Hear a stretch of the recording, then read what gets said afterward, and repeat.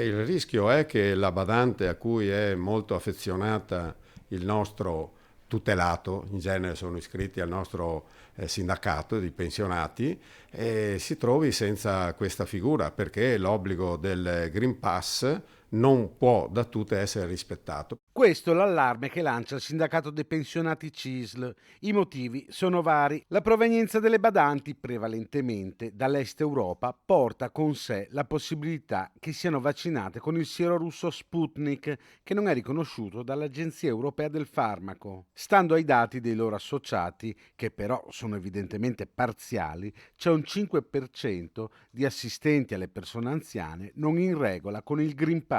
Va data un'attenzione particolare perché ne va dei nostri anziani. Non vorrei che capitassimo come fu i primi episodi nelle case di riposo e che abbiamo la possibilità invece adesso di essere vaccinati, scattare una tutela sarebbe molto importante. Validare il vaccino russo per ottenere il Green Pass sarebbe una soluzione.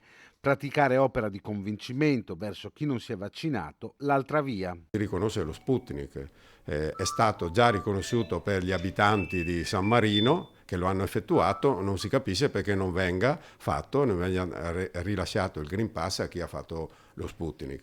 Poi rimarrebbero quelle che non lo hanno fatto e quelle che non l'hanno fatto sarebbero costretti ogni volta ad andare a fare i tamponi. Ecco, in questo caso bisogna intervenire con una persuasione, perché va bene, è una tutela per loro ed è una tutela per il nostro tutelato a sua volta, pensionato, che ha bisogno di essere sicuro, perché la fragilità di questi anziani è quella che ha pagato di più in termini di vite umane.